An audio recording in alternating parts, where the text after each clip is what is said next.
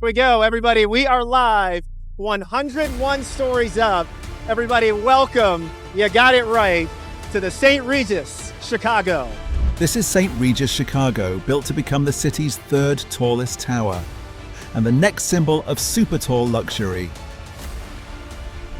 Its $900 million Chinese partner walked away in the middle of construction. Separately, engineers had already designed an entire floor to stay empty, just to keep the tower from swaying too hard in the wind. See why they call it a blow-through floor? It's windy up here. $1 billion spent. Dozens of units still unsold 4 years after opening. The billionaires who were supposed to buy them are already gone. So how much did it actually cost to keep future residents from getting seasick in their own building? How much did the Chinese investor actually lose walking away from this project? What happens to nearly 400 luxury condos when the market simply stops showing up? And in all of that, who's actually been held responsible for any of it?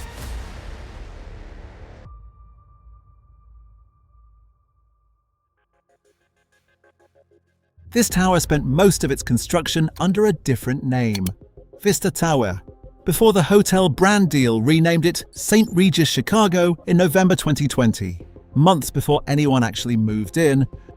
It sits at 363 East Wacker Drive, right where the Chicago River meets Lake Michigan, rising 1,198 feet, taller than the Chrysler Building, third only to the Willis Tower, still called Sears Tower by plenty of longtime Chicagoans, and Trump International in its own city.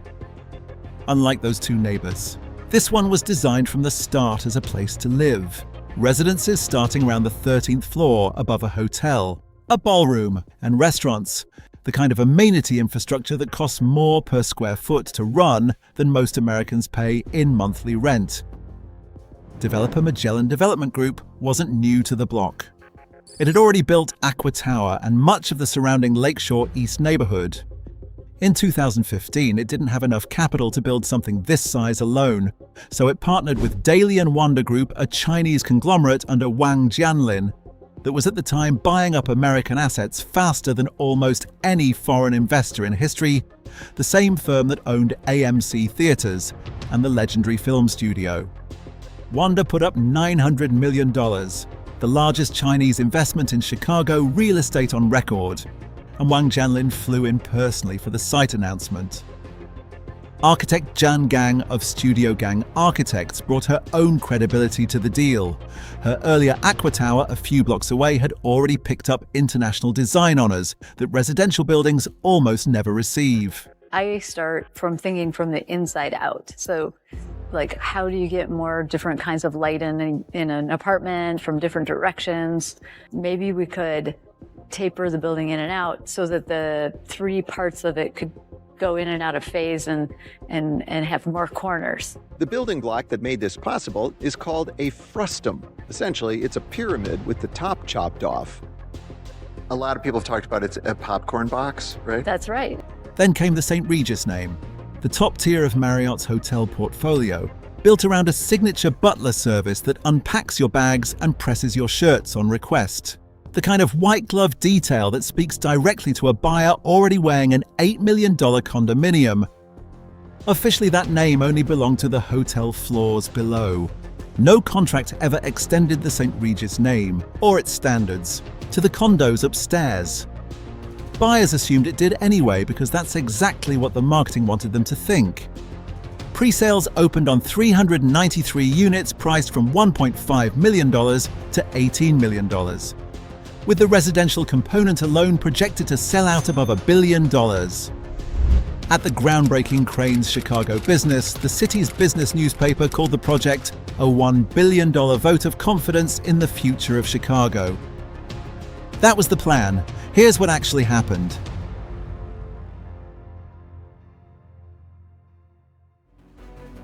During wind tunnel testing, engineers at Magnus & Clemensich Associates, the tower's structural engineering firm, discover a problem. A building this slender and this tall can sway enough in Chicago wind to make future residents feel physically sick. The kind of motion some might recognize from a cruise ship crossing rough water. Most Chicago towers, including the Willis Tower, already sway several inches on an ordinary day. This one squeezed onto a site with an existing double-decker road running underneath it needed something more. We had to pull all the stops, David Ekman, the firm's managing principal in Chicago, would later say.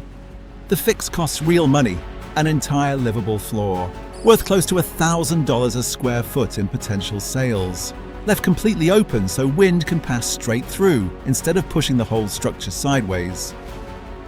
I can see why they call it a blow-through floor.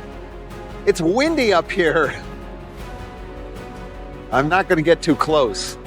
It becomes the first blow-through floor in Chicago, a level built specifically to hold nothing at all. Not everyone considers it elegant. Architecture critic Edward Keegan, writing in Crane's Chicago Business, would later call the tower's overall design a proud and soaring thing, while singling out the execution of that empty floor as one of its weaker choices. Then the budget numbers came in. In 2017, Beijing tightens capital controls on companies like Wanda, cutting off the flow of money leaving China that had funded projects like this.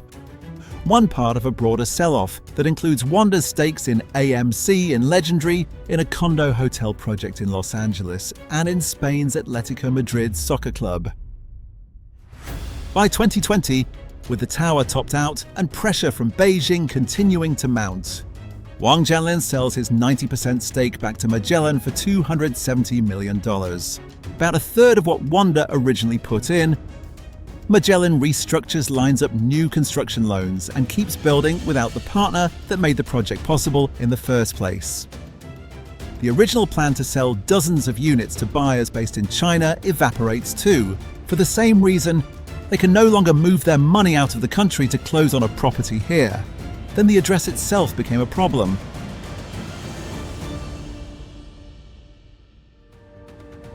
Chicago's luxury real estate map is not complicated. It is unforgiving. The Gold Coast along the lakefront north of the river is where the city's old money has lived for generations. Lincoln Park is for families who want that same prestige with a park attached. Streeterville is for professionals who want the lakefront without Gold Coast prices. St. Regis Chicago stands in the loop, technically part of the newer Lakeshore East development, an objectively impressive address with river views and serious architecture. But in the local pecking order, it reads as downtown, corporate, transient, a place people pass through rather than settle into. A buyer with $5 million to spend on a Chicago condo has plenty of other options. And the kind of buyer this building was priced for has spent a lifetime dreaming of the Gold Coast, not the Loop. When the market finally looks at the finished tower, nobody rejects it outright. They just pause and keep thinking it over. The response of someone who still needs convincing on the price. Then it gets worse.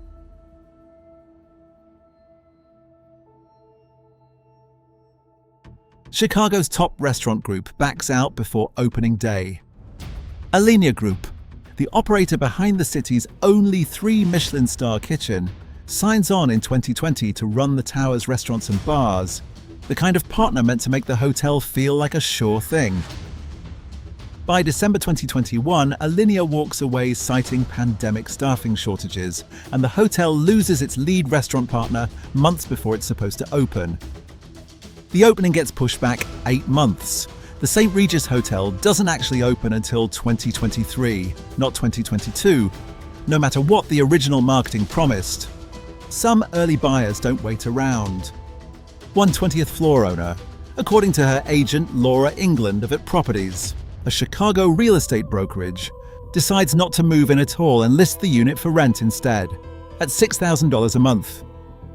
The residents who do move in spend over a year living above a hotel that isn't open yet. The restaurant's still dark. The amenity floor still unfinished. The St. Regis name already on the building's marketing before there's anything downstairs actually running to back it up. And here's the part nobody wants to answer. Out of hundreds who sign contracts here, these 3 make the same claim. Back in September and October of 2020, while Magellan is still finalizing the Wanda buyout, Magellan keeps promoting Dalian Wanda's involvement in writing in press releases on the building's own website months after Magellan privately knows Wanda is negotiating its exit. Buyer Steve Vogel, who had sold his own company for over $800 million, puts down roughly $1.5 million on a $10 million unit, in part because Wanda's name was attached to the project. Once Wanda's exit becomes public, he sues Magellan for fraud, arguing he paid a premium for that name, and the unit is worth less now that the name is gone.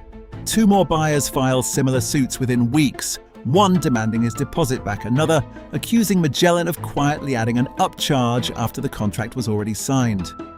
None of the 3 lawsuits succeed in cancelling their contracts. All 3 buyers stay locked in even as Magellan keeps closing sales on other units around them.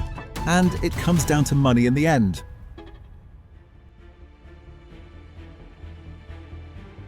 Units that once listed as high as $18.5 million now routinely close below their original asking price, including one upper floor sale that went for $7 million. A loss for the seller who paid more for it years earlier.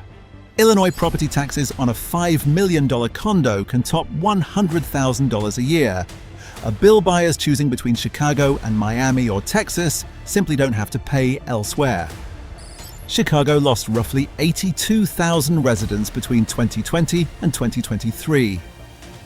The exact years this tower was trying to sell its most expensive floors, while remote work quietly erased the exact commute-driven demand a downtown supertall was built to capture.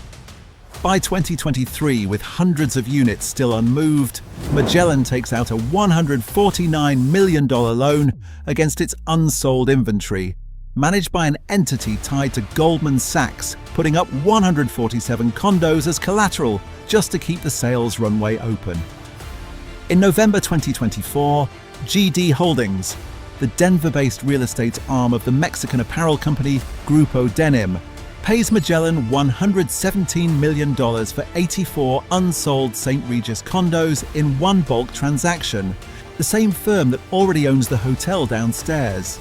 The kind of wholesale sale developers make when individual buyers aren't arriving fast enough on their own. Even Dalian Wanda, 4 years after cashing out its original stake, is still sitting on 37 condos it never sold, and lists them in bulk too, unloading the last of them in December 2025 for $47.5 million. None of that money comes from individual buyers falling in love with the address. It comes from wholesale investors buying in bulk at a discount because the original math never worked.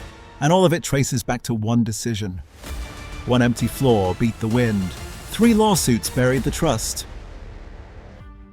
This wasn't a failed building.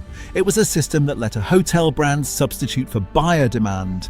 The same way Aston Martin's name did on a tower in Miami, Armani's name did on a building in Surfside, and Porsche's did on a tower in Sunny Isles Beach. And nobody who signed off on that math has had to answer for the gap since. Ken Griffin, founder of the hedge fund Citadel, offers a harder data point on Chicago's luxury market generally. In 2017, he spent $58.75 million assembling 4 unfinished floors atop a Gold Coast tower, planning a custom penthouse with its own rooftop pool. He never finished it. After moving Citadel's headquarters to Miami in 2022, he spent the next 2 years selling those same 4 floors, still unfinished, for a combined loss of about $23.5 million. Some people will say the buyers should have read the contract, not the brand name. Others will say a name like St. Regis is supposed to mean something. And if it doesn't, that's the disclosure nobody gave them.